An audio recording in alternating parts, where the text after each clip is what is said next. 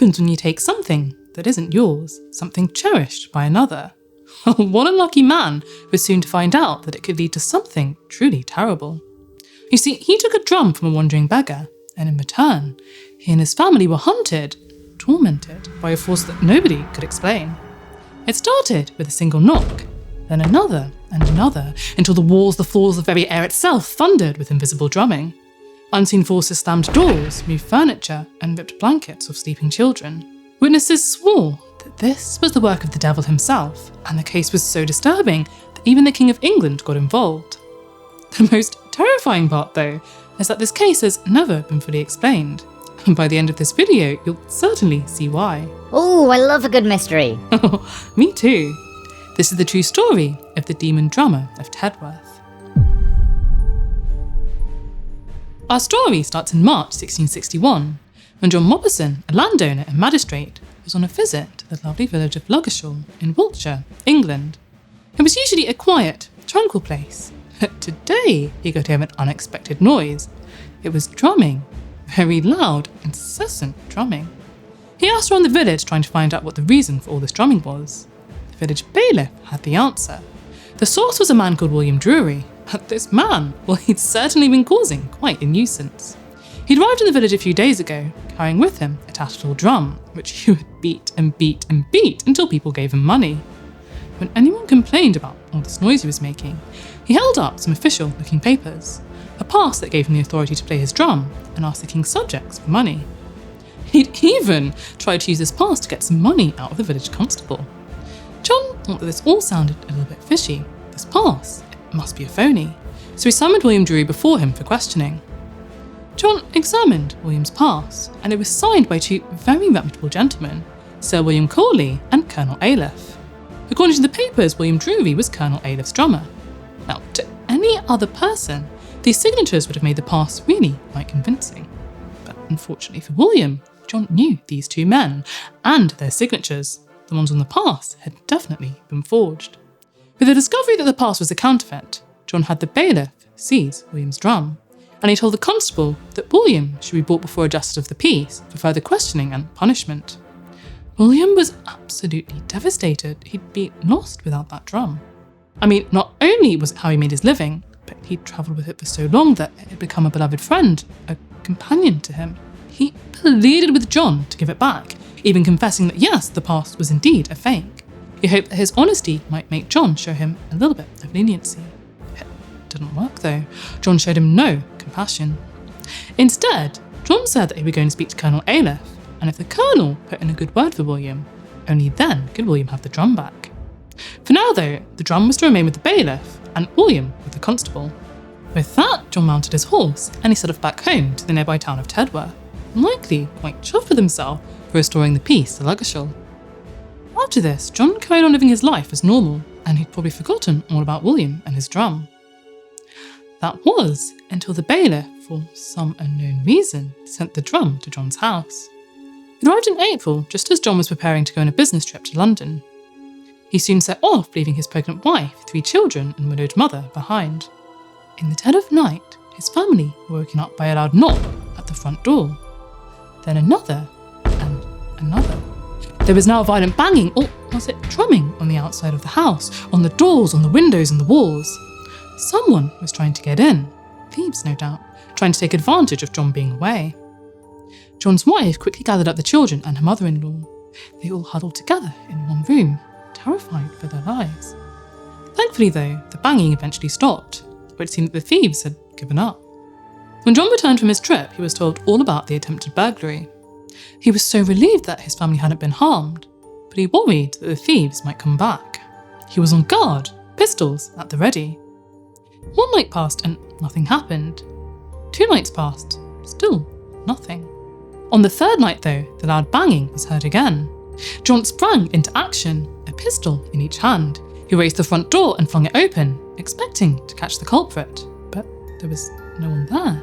Instead, the banging had moved to another door. He raced to that door next, flung it open, but there was no one there either. The banging continued, and he rushed back and forth, following the sounds, but he could see nothing. No one. Very confused, John eventually gave up the search, and he retired to bed. But just as his head touched the pillow, the banging on the walls, the doors and the windows, well, it stopped, and it was replaced by a very loud drumming on the roof. The drumming continued for quite some time, before growing steadily quieter. It sounded almost as though the drumming was now rising up into the sky. John lay awake for the rest of the night, perplexed by what had happened, and actually a little bit scared.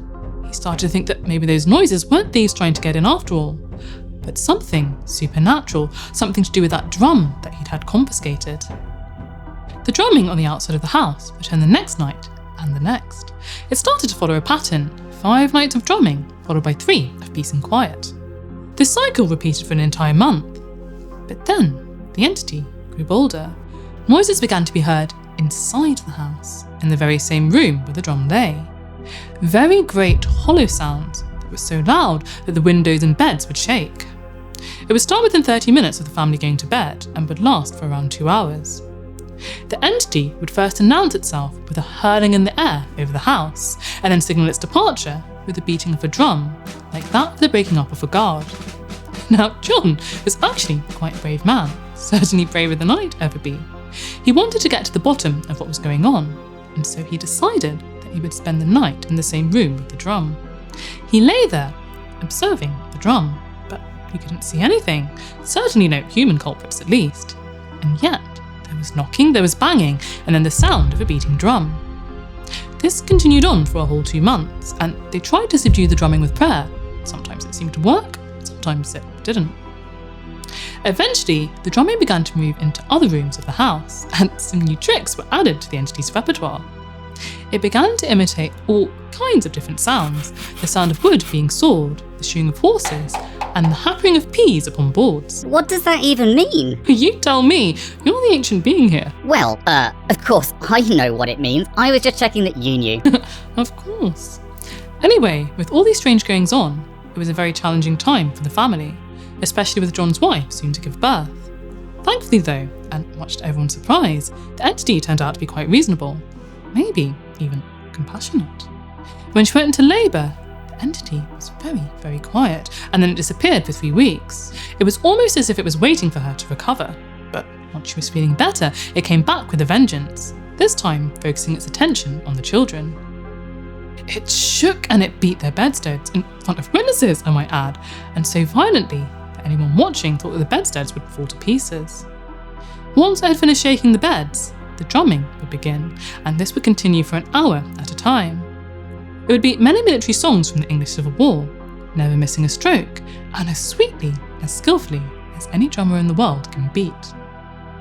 Next, it would make its way under the children's beds, and then it would scratch away. It sounded like a formidable creature with iron talons. Now, as if that wasn't bad enough, it would then lift up the children in their beds with such strength that 6 men couldn't keep them down. It was relentless. There was no escape. It would follow the children from room to room and carry out its frightening routine again and again, night after night. After a while, John realised that there were some rooms in the house that the entity had not yet made an appearance in. One of those was the attic. He decided that that's where he would take the children. It was the middle of the day, and the drummer seemed to only come out at night, so he thought that they'd be safe. Oh, how wrong he was. As soon as they got into their beds, the drummer was right there in the attic, ready to terrorise them. It seemed it didn't matter where the children were in the house. The entity would always find them. So John decided to take them back into the comfort of their own rooms again. On the 5th of November, a loud noise was heard in the children's room. The entity had arrived. John and one of his servants watched in awe as a wooden board began to move across the floor, all by itself. After the initial fear subsided, the servant decided to speak to the entity. "Give me that board," he said, and to his surprise, the entity did as it was asked, moving the board slightly towards the servant. "Nay, let me have it in my hand," he said, and the entity obeyed once more. This time, the board moved right up to the servant's foot. The servant shoved the board back towards the entity, and the entity moved it back towards the servant. The two played this game for quite some time, the board moving back and forth between them. John thought that the two were getting a little bit too friendly for his liking, so he firmly ordered his servant to stop. As soon as he finished reprimanding the servant, the room was filled with an awful, sulphurous smell. Ooh, demon farts, the smell of hell. I'm pretty sure that demon farts are not why hell is meant to smell like sulphur. Oh, I've been, and let me tell you, it definitely is. I guess I'll just have to take your word for it then. Anyway, by this point, John had had enough. It was time for some serious prayer to try and rid the house of the entity. He enlisted the help of the parish minister, Mr. Clarke, and quite a few of his neighbours. He led them all into his children's bedroom, where the entity was as usual making a terrible racket. They then all knelt in prayer, and it seemed to be working. The entity couldn't stand it, and it fled all the way up into the attic. Sadly, this was only temporary though. As soon as they finished praying, the entity returned. And boy would it put on a terrifying display for this room full of people. Chairs began to move around by themselves, shoes were tossed over their heads, every loose thing moved about the room. Finally, a bedstaff was hurled at Mr. Cragg, but it seemed that the entity didn't mean to do him any harm. It hit him in the leg so softly that a lock of wool could not fall more softly. After the entity's tantrum, John decided to send two of his youngest children to stay with a neighbour, and he brought his eldest daughter to stay in his room. You see, his room had been free of the drummer for quite some time, but as soon as his daughter lay her head down to sleep, the beat of a drum could be heard. Of course, the entity had followed her into John's room. One night, John's daughter tapped out a tune on the wooden bed frame. A few moments later, knocking could be heard. The entity was responding, drumming out the same rhythm. She tried again, a different tune this time, and the entity copied her again. It seemed to love this game, and it would imitate any tune that was tapped or knocked out. Sometimes when the entity arrived, the knocking was so violent that it could be heard far across the fields. It even woke up some of their neighbours in the village, and their houses weren't close by at all. When the entity was at its loudest, the family dogs were so terrified that they wouldn't dare to move or even make a sound. After a few weeks, the two children had to be brought home from the neighbours, and John got them to sleep in the parlour. You see, this was another room that had been free from the spirit, but of course, the drummer followed them there too. Whilst they tried to sleep in here, they could feel invisible hands pulling at their hair and tugging at their clothes. Soon though, leaving the children alone wasn't enough for the entity, so it began tormenting the servants too. It lifted them up in their beds before very gently lowering them back down. Sometimes it would lie like a log on their feet. It then started to play tricks on John's mother. Around Christmas time, it threw her clothes all around her bedroom, and it hid her Bible in the ashes of the fireplace. One day, she'd been joking with a neighbour about how fairies often left money behind, and how great it would be if their own entity would leave them some money too. That night, loud clinking sounds could be heard throughout the entire house. It sounded like the jingling of enough coins to make them rich beyond their wildest dreams. But sadly, when they awoke the next day, there was no money to be found. Now, it was clearly a very musical entity, because it now started signalling its arrival by singing in the chimney. Soon, strange lights were seen in the house. The lights were blue and glimmering and caused great stiffness in the eyes of those that saw it. They would hear footsteps coming up the stairs, but there was no one there. The maid would see doors open and close on their own, and when the doors opened, it sounded like half a dozen had entered together. Now, of course, word of this ghostly drummer spread like wildfire, and people flocked to John's house from all over England, hoping to see the entity in action. Poor John had to make sure that all of these guests were well taken care of, and the endless stream of visitors were eating him out of house and home. He couldn't go on any business trips because he was scared to leave his family alone with the entity. To top it all off, even his servants started taking advantage of him. You see, they knew that they could push their luck, that they could behave badly, because if they left, who would John find to replace them?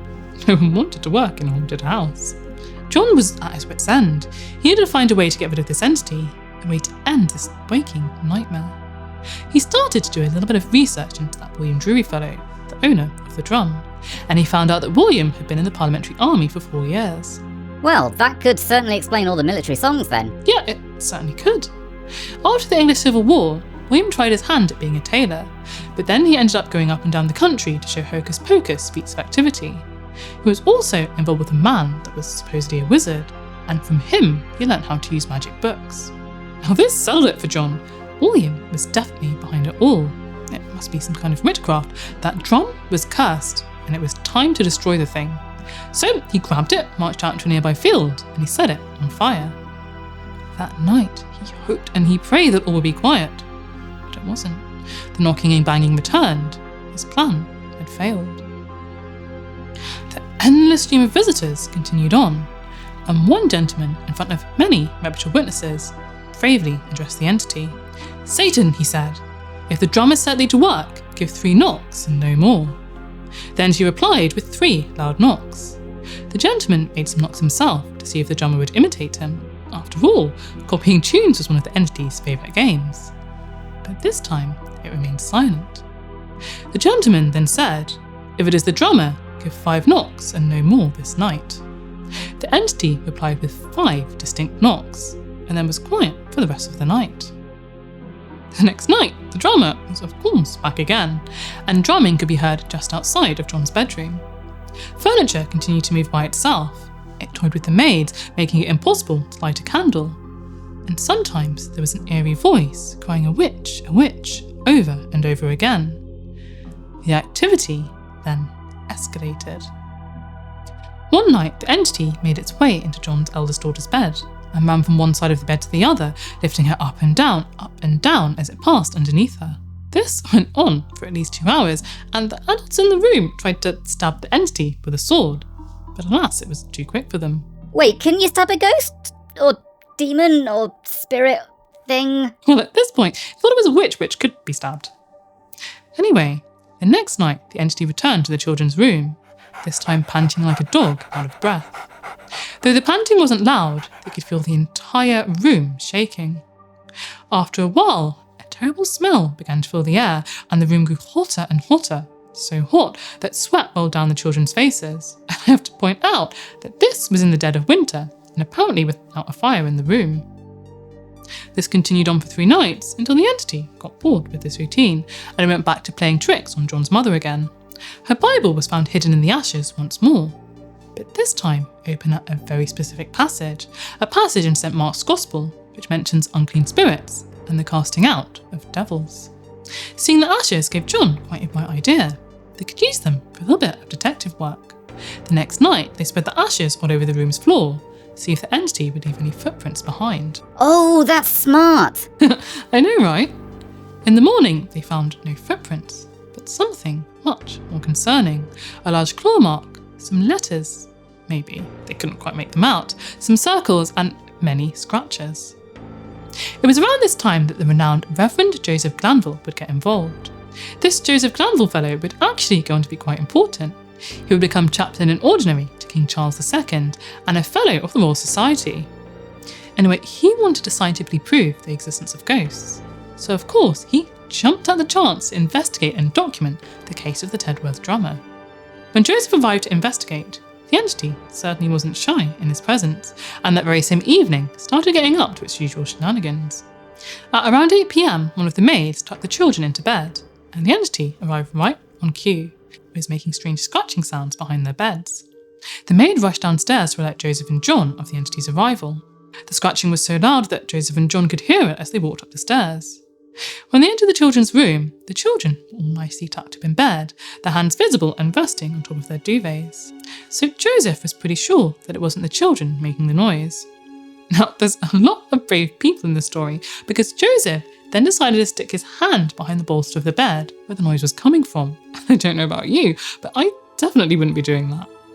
The scratching then moved to another part of the bed, and when he removed his hand, the scratching returned to behind the bed bolster again.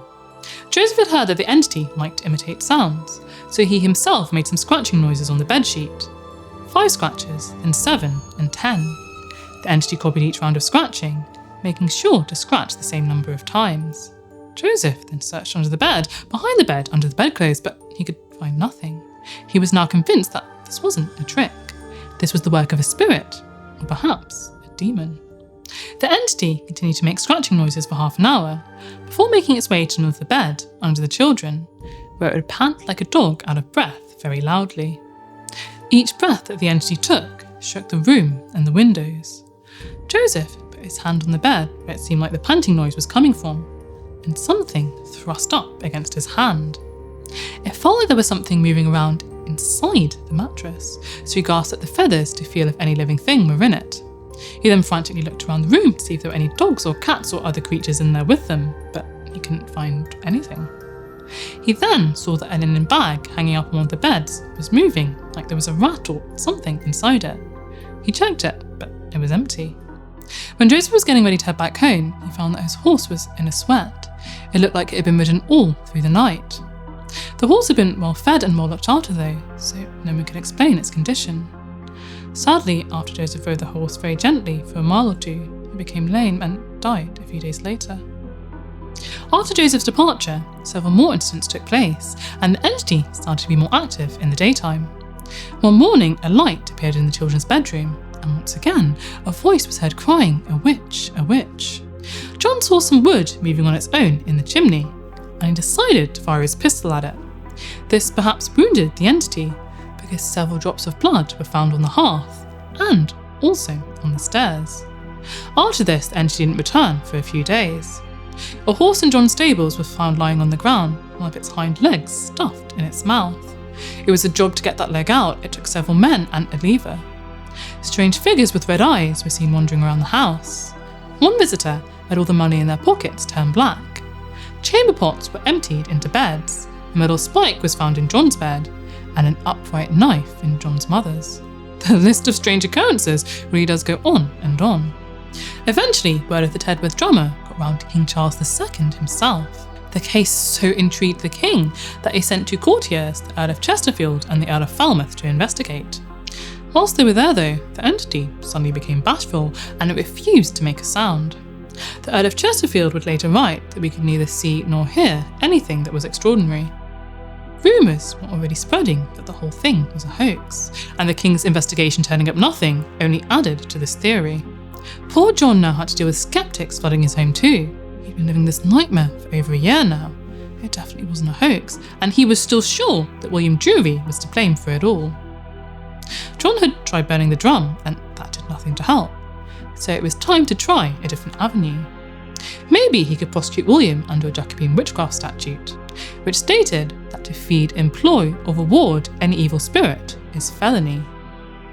Now it would turn out that William Drury had been having a really hard time of it. He'd ended up on the wrong side of the law again, and for a decent part of the haunting had actually been in Gloucester prison on a charge of theft. Word had also been going round that William had been boasting that he was to blame for the haunting, that John shall never have his quiet again till I have my drum or satisfaction from him. This was of course further proof in John's mind that some kind of witchcraft was involved. William's case for the theft finally came up in court in March 1663. He was found guilty of stealing 2 pigs and was sentenced for transportation to the New World. William was a fighter though, and of course he made a dramatic bid for freedom.